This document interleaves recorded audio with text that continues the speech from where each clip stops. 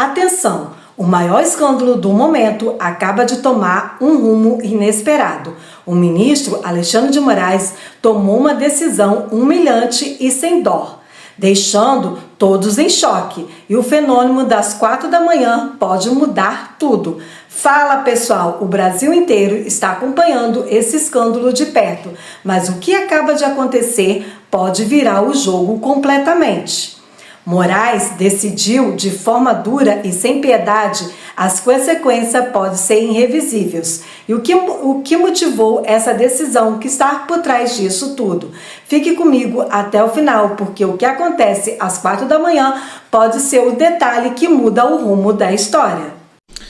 São 3h40 da manhã, o seu celular toca o despertador e você acorda imediatamente e se prepara para assistir uma live. Que live, que pessoa, que assunto poderia fazer milhões levantarem às 3h40 para começar a assistir uma live às 4 horas da manhã? E eu tô falando uma live que tem milhões de pessoas assistindo no Brasil. Bolsonaro? Nem o Bolsonaro conseguiria fazer isso. Nicolas Ferreira? Muito menos. Gustavo Lima? Nem 10 mil pessoas acordariam para assistir uma live do Gustavo Lima. Mas tem uma pessoa, um fenômeno que está acontecendo no Brasil, que ninguém está sabendo explicar, que consegue fazer com que milhões de brasileiros coloquem os seus despertadores para tocar às 3h40, 3h45 para as 4 horas da manhã estarem acompanhando uma live. E essa pessoa é esse cidadão aqui, o padre, o Frei Gilson. Frei Gilson está conseguindo algo que é simplesmente inexplicável. Um frei que consegue fazer com que milhões, e eu repito, milhões de pessoas acordem às 3h40 da manhã para se prepararem para assistir uma live, uma missa. Bom, esse fenômeno que está acontecendo no Brasil está dando o que falar. Porque até onde nós sabíamos, ou era conhecimento comum, a Igreja Católica e os católicos já haviam sido em grande parte sequestrados pela ideologia esquerdista. Tanto é que nas eleições a maioria dos católicos votaram no Lula, votaram na esquerda. O que é simplesmente impossível de conceber. Como uma pessoa se diz ser católica e vota em uma ideologia que apoia aborto, legalização das drogas, quer destruir a família, quer destruir a religião. Bom, isso se chama doutrinação. Fica para um outro momento esse debate. Mas o Frei Gilson conseguiu fazer algo inimaginável.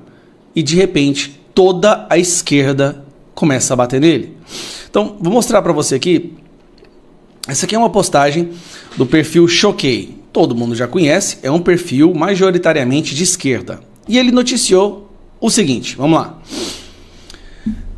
Veja, quem é Frei Gilson, religioso que reuniu mais de 1 milhão de católicos às 4 da manhã em live nas redes sociais. Fenômeno nas redes sociais e tem mais de 5 milhões de inscritos no YouTube e usa a internet para difundir mensagens de fé. Integrante da congregação Carmelitas Mensageiros do Espírito Santo, Frei Gilson também lidera o grupo musical Som do Monte, que reúne leigos e religiosos para evangelizar por meio de música. Suas lives de oração na madrugada começaram na pandemia e se tornaram fixas após perceber que ajudavam quem enfrentava momentos de angústia. Às 4 horas da manhã. Aí eu quero que você olhe agora alguns dos comentários, o como que a esquerda está reagindo a isso. Essa gente acha mesmo que acordar de madrugada para rezar com sei lá quem é sinal de virtude? Aí durante o dia não dá um bom dia a ninguém, não dá um pão pro faminto, briga por qualquer besteira e acha que é cristão. E aí continua, cansado de gente de batina, que se mostra nas telas uma coisa e cedo ou tarde mostra quem realmente é. Acorda de madrugada para ver live de rezar, quem acorda essa hora para trabalhar e estudar é que merecer ser exaltado. E não para, é só comentários xingando e atacando o cara, né? Se for passando aqui, ó. Quando eu vejo qualquer religioso pedindo dinheiro, sai de perto. Eu não vi ele pedindo dinheiro. Não, tem tanta coisa podre aqui que... Aqui, eu separei uns para você entender. Olha aqui. Para quem não sabe, é um extremista bolsonarista ligado ao Brasil Paralelo. Primeiro tomaram as igrejas evangélicas. Pararam de cultuar... Não, simplesmente impediram. É simples, não é que tomaram as igrejas evangélicas, impediram as igrejas evangélicas de serem tomadas pelo esquerdismo, como aconteceu com a Igreja Católica. Pararam de cultuar a Cristo e passaram a cultuar o bezerro de ouro. Agora, o plano é tomarem a Igreja Católica para usarem a favor do bolsonarismo. Não é a favor do bolsonarismo. É a favor da palavra de Deus, né? Que algumas igrejas católicas se perderam aí. Um frei fascista, empregado do Brasil paralelo bolsonarista, negacionista e oportunista. Vagabundo da pior espécie, que usa a religião em vão. Esta é a reação da esquerda atacando hoje um dos, se não o maior nome na Igreja Católica. Ele não é do maior hierarquia, ele é frei, mas ele é o que mais consegue alcançar as pessoas passando uma palavra de fé da Igreja Católica. Por quê? Porque os esquerdistas gostam desse tipo de padre aqui, ó. Lembra do padre Júlio Lancelotti? Vídeo em que padre Júlio Lancelotti se masturba para menor de idade é verdadeiro, afirma a polícia. Esse aqui, ó, esse é o padre que a esquerda adora. Padre que eles odeiam, são padres que falam isso aqui. Na palavra de Deus, a Kênia na palavra de Deus, todo mundo na palavra de Deus. Uma coisa é certa, o anticristo vem. Isso é óbvio, claro. Há muitos anticristos. Isso. Depois, o principal dado que eu quero destacar é a característica do anticristo é que ele vai se desfazer de Deus. E aqui é a coisa mais grave, porque se você tirou Deus da jogada, vai acontecer tudo o que você está falando. Ou seja, se você tira Deus, então não tem mais o bem ou o mal. Sou eu que decido o que é o bem e o que é o mal. Que é o pecado de Adão e Eva. Então, veja que o demônio não está preocupado com outras coisas. O anticristo não está preocupado com outras coisas. O anticristo só quer fazer com que o mundo creia, que o mundo acredite que Jesus não é Deus. Porque se você acreditar, Bertaldo, que Jesus é Deus, ele vai te dar moralidade, ele vai te dar palavra, ele vai te ensinar o que é o bem e o que é o mal, você está entendendo? Claro. Se você não acreditar que Jesus é Deus, você desconsidera essa palavra, você desconsidera essa Bíblia, e aí pronto, acontece tudo o que você falou. Porque aí o homem entra no poder, desconsidera o que é o bem e o que é o mal, então família não vai ter a mesma significância que tem aqui.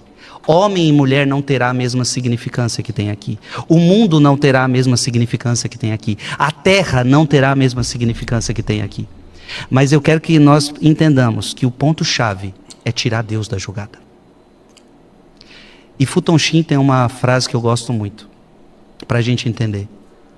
O demônio é o macaco de Deus. Isso significa que o demônio sempre vai tentar imitar Deus. Então, em toda a sua jogada, ele vai tentar imitar Deus, porque ele não cria nada, ele não sabe criar nada, ele só sabe copiar. Então, por exemplo, ele vai tentar copiar uma nova religião. Mas se a religião verdadeira tem cruz, a dele não tem cruz. Se a religião verdadeira tem dogmas, a dele não terá dogmas. E vocês já prestaram atenção como que o esquerdismo, o progressismo se parece com uma religião, um culto? E se você não segue essa religião, você não é digno de estar vivo, você nem ser humano é. E como eles atacam essas pessoas. Então é um fundamentalismo religioso que se tornou esse esquerdismo tradicional. Um fundamentalismo tão absurdo, tão irracional, que para avançar a sua ideologia, eles apoiam até religiões que são contra eles. Mas desde que, como eles apoiam muçulmanos e tal, islamismo, desde que apoiar essas outras religiões apoiem as agendas deles.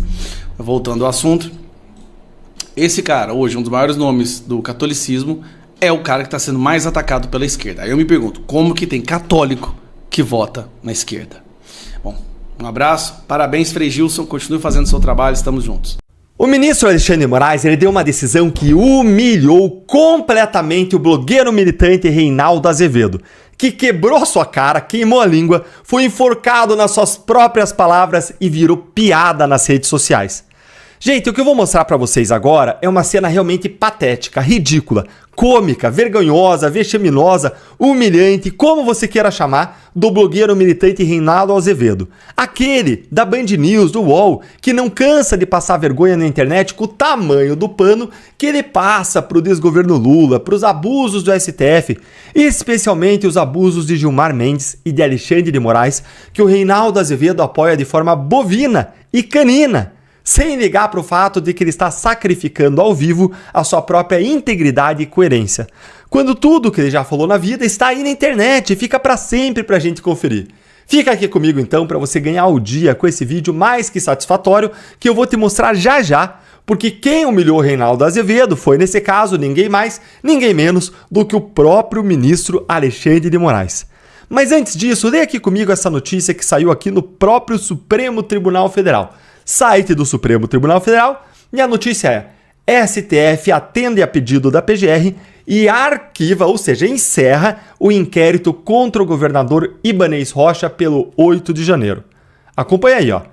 O ministro Alexandre de Moraes, do STF, seguiu o parecer da PGR e arquivou e encerrou o inquérito 4923 em relação ao governador do Distrito Federal, Ibanez Rocha.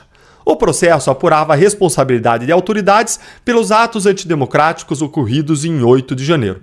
Deviam apurar o Dino aí, né? Ele devia fazer parte, mas pergunte, não faz parte. Vamos lá.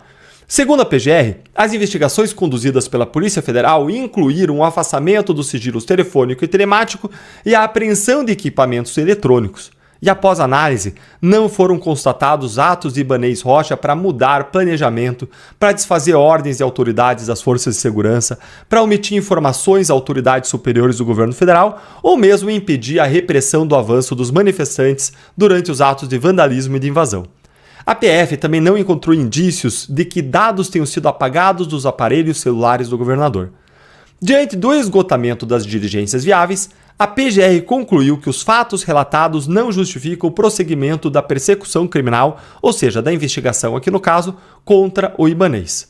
Quanto aos demais investigados no inquérito, Anderson Torres, então secretário de Segurança do Distrito Federal, Fernando de Souza Oliveira, número 2 da pasta, e Fábio Augusto Vieira, ex-comandante da Polícia Militar do Distrito Federal, a PGR já apresentou denúncia.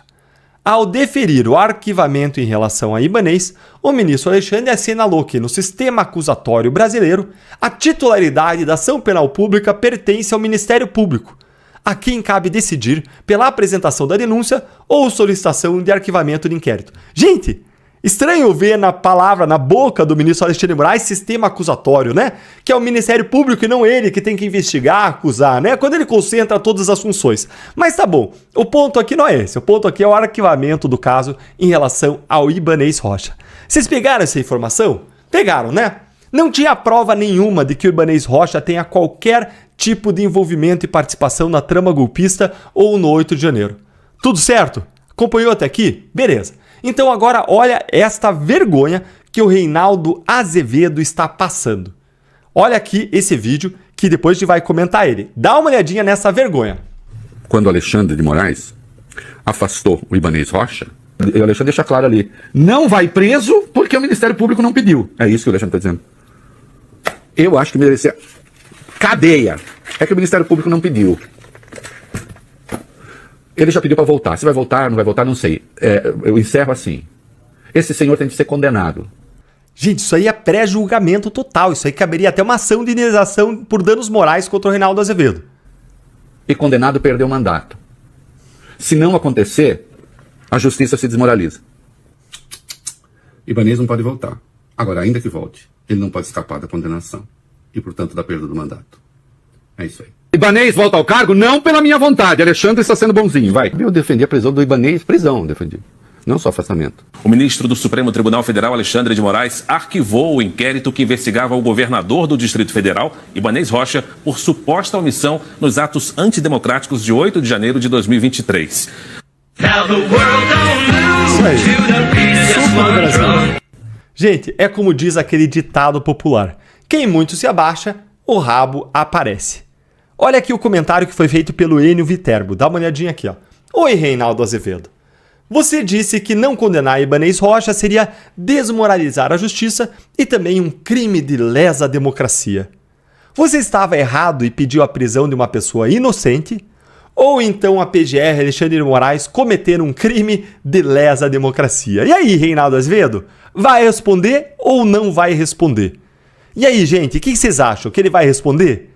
Me conta a sua opinião aí nos comentários E se você, como eu, também sentiu vergonha alheia do blogueiro, achou patético esse cara que fica passando pano pro STF, pro governo Lula, antes era extremamente crítico do PT e hoje tá ali aliado. Se você também sente vergonha disso, se inscreve no canal, ativa o sininho das notificações para você não perder nada por aqui e curte o vídeo para voz da nossa indignação e a exposição dos absurdos e de quem quer quem, para que isso tudo possa chegar ainda mais longe. Um grande abraço. Esse assunto ainda vai dar muito o que falar, então se você quer se manter atualizado com tudo que rola, já se inscreve no canal e ativa o sininho e deixa aquele like e até o próximo vídeo.